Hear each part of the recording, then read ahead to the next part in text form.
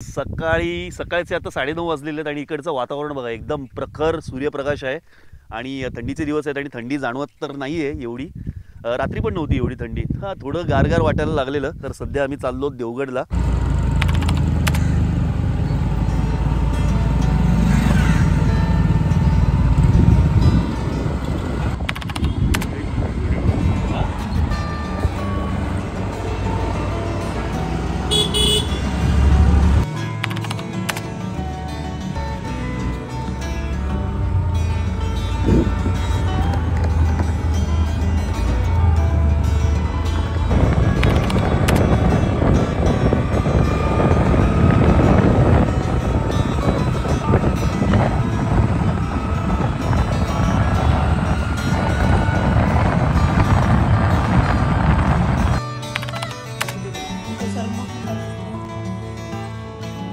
झालं असं की सकाळपासून आहे ना आपल्याला याला कालवं बनवण्याचा प्लॅन होता आमचा. तर देवगडला गेलो, देवगडला कालवं मिळाली नाहीत आणि नंतर मग आम्ही रिटर्न येत होतो. तिकडे कावलेवाडी म्हणून गाव होतं आणि त्या गावामध्ये आम्ही बघितलं तिकडे कालवं हमखास मिळतात, पण कावलेवाडीमध्ये सुद्धा कालवं नव्हती. सगळा बाजार संपलेला. मग काय केलं आम्ही, इथून आम्ही जवळजवळ 8 ते 10 किलोमीटर एक्स्ट्रा आलो आम्ही आणि आता इथे पडेल कॅन्टीनला आलो आणि पडेल कॅन्टीनला पण बाजार उठत होता आणि इथे बघा ही शेवटी एक मावशी होती, तिच्याकडनं आम्ही 5 सौंदाळे घेतले आणि 5 बांगडे गेले. आता करणार कसं की बांगडे फ्राय करायचे आणि सौंदाळे रसा करायचे. मित्रांनो, संडे आफ्टरनूनचा बाजार आपण आणलेला आहे. ॲक्च्युली संडे मॉर्निंग असतं पण आम्हाला येताना दुपार झाली, मग आपण संडे आफ्टरनूनच बोलू शकतो. एक वेगळीच मजा असते की कोकणातली पकडलेली मच्छी आज आपण खाणार आहोत. त्याची टेस्ट कशी असते ते आपण पाहूया. मच्छी तर फ्रेशच आहे आणि बघा हे जे घर आहे ना, इथे आपल्याला सगळं प्रिपरेशन करायचं आहे. बघा हे आहे गिरीश दादाचं घर आणि गिरीश दादा आपल्याबरोबर आलेला नाही आहे, काही कारणास्तव तो येऊ शकला नाही. असं एकदम जुन्या पद्धतीचं असं मस्त सुंदर असं कोकणातलं घर आहे आणि यात मला दाखवतो की बघा ही मागची पडवी आहे आणि इथे चूल करणार होतो आपण, पण इथे न करता आपल्याला इथे करायची आहे चूल.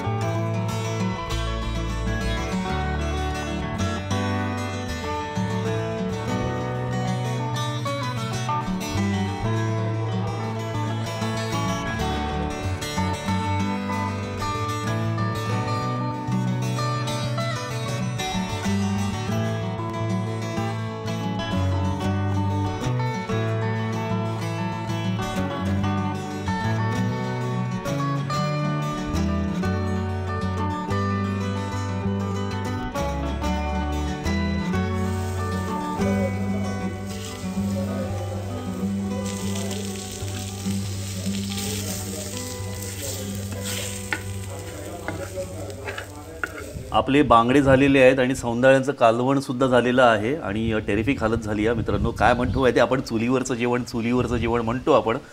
चांगलं लागतं, खूप छान असतं. टेस्ट तर काय आक्षेपच नाही या टेस्टबद्दल.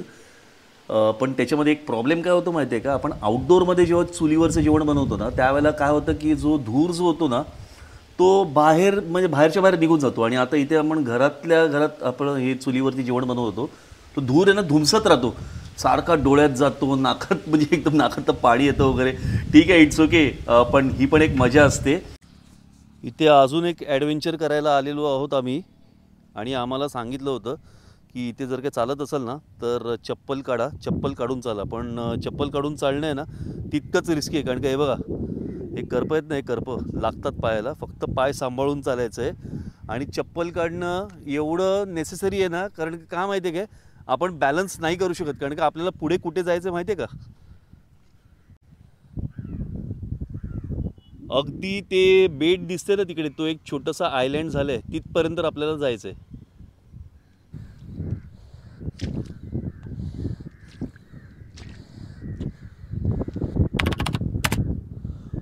हा पहा, हा वाडादर पूल आहे ते समोर दिसतोय तो, आणि हे सगळं कांदळवन आहे आणि आपण आहे ना तिथून चालत आलो आणि आता आपल्याला जायचं आहे ते बघा इथे समोर. तेव्हा तिथे केवढे मिळाले, भरपूर मिळाले. केवढी साईज बघा ना, केवढी मोठी आहेत बघा, किती वेळ लागला हे सगळं पकडण्यासाठी? 2 तास होते. 2 तासात. आणि हे पण मग हे आता काय विकणार की काय? सकाळसाठी स्वतःसाठी. Okay okay. Enjoy enjoy.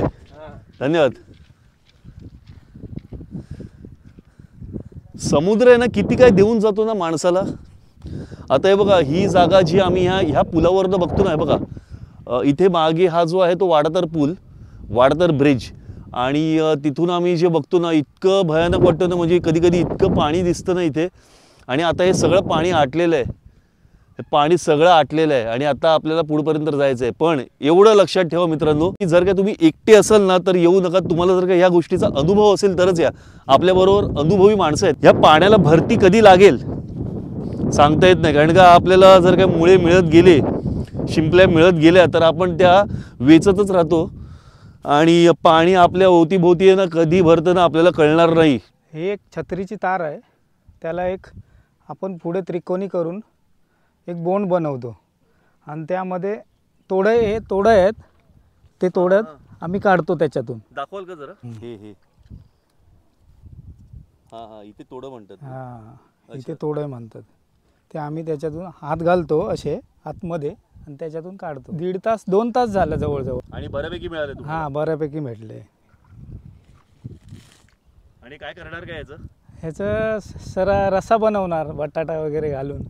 घरासाठी ठेवले की विकायला वगैरे? नाही असं कोणी घेतले तर द्यायचे, नाहीतर मग आपण घरीच. नाहीतर साधारण कसे असे विकले? 200 रुपयाला भेटतो. आणि आपण राहायला कुठे? राहायला मी वाडा लायब्ररी फणसा पडवण्याच्या खाली. वाडा लायब्ररी. आम्ही पण फणस्यावरच आलो. अच्छा अच्छा. चला चला एन्जॉय. हां चालेल एन्जॉय. धन्यवाद. ते दिनेश गावकर बरोबर इथे बघूया. हे दादा आहेत ना हे शोधतायत हे तोडे कसे मिळतात ते. ह्याची शेती सुद्धा केली जाते ना? शेती नाही, शेती केली जातात. आता कशी करतात खेकड्यांची शेती. हां ऑयस्टर म्हणू शकतो आपण. ऑयस्टर टाईप आहे ना. ऑयस्टर टाईप त्याची शेती केली जाते. हे बा आपला संदीप, प्रसाद आणि दिनेश किती लांब पर्यंत गेलेत.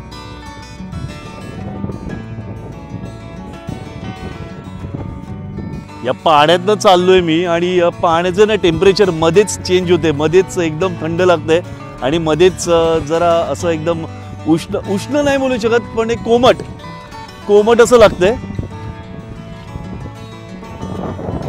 एवढ्याशाच पाण्यामध्ये पण थोडं लक्ष राहावं लागतं.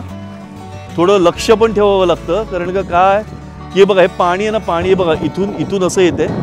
असं एक गोल फिरून ते पुन्हा आपल्याच साईडला येणार आहे. मग ते भरत जाणार आहे पाणी. ह्या पुलावरनं जे आम्ही बघायचो ना म्हणजे किती खोल आहे आणि किती नाही हे तसं होऊ शकतं. त्यासाठी ना खूप लक्षपूर्वक राहावं लागतं की असे मुळे किंवा तोडे मिळत गेले म्हणून आपण वेचत जायचे जमा करत जायचे असं नाही. काहीतरी नियम असतात ते सुद्धा पाळावे. तर किती मिळाले? अरे बऱ्यापैकी. ते किती वेळात म्हणजे अर्ध्या तासात? 15 मिनिटात. आणि अजून सर्च चालूच आहे. प्रसाद सिलहुटीमध्ये फोटो काय येईल माहिती आहे का तुझा? या पोझिशनमध्ये सिलहुटी आपण फोटोशूट केलं ना तुझं जबरी. अच्छा तू खिशामध्ये ठेवलेस का?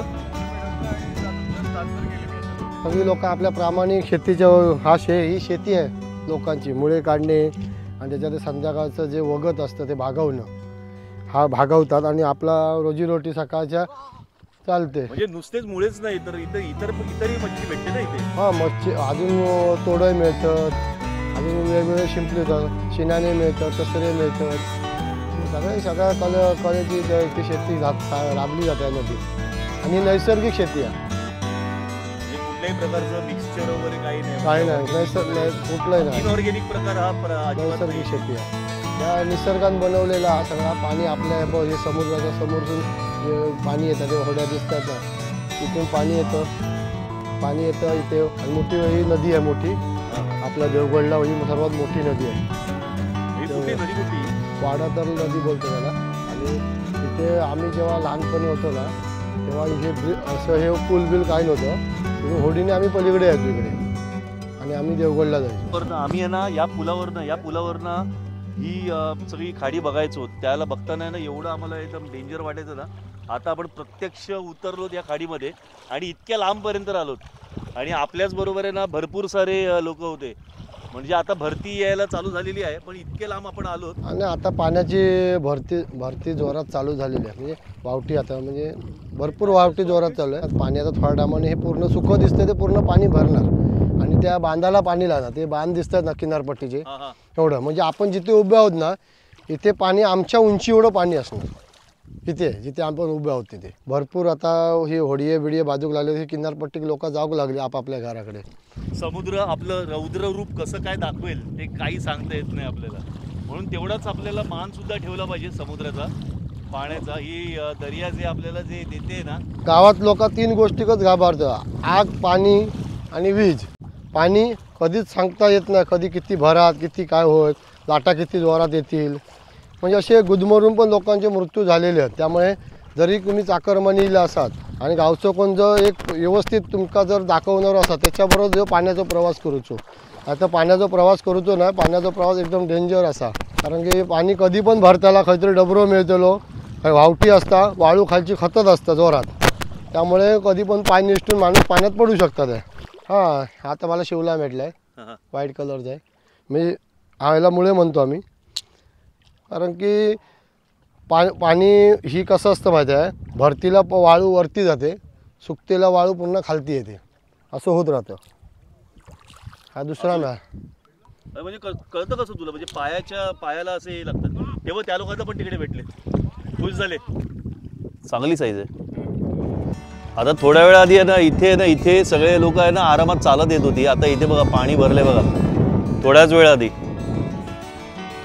आणि आता आपल्याला इथून आहे ना तिकडे त्या किनाऱ्यापर्यंत जायचंय चालत. आता कसं जायचं हे बघा पूर्ण अडकलोय पाण्यात आहे. आणि इकडे समोर जायचं आपल्याला पण असं स्ट्रेट जाता येणार नाहीये. ते बघा इथून जायचंय, इथून असं जायचंय, इथून जाऊन असं गोल फिरून यायचंय. मी असं स्ट्रेट चाललेलो मध्येच पाणी जरा ना जास्त वाटायला लागलेलं. आणि ते बघा अनुभवी माणसं आहेत. दिनेश तो आपल्याला घेऊन जातो, बरोबर घेऊन जाईल.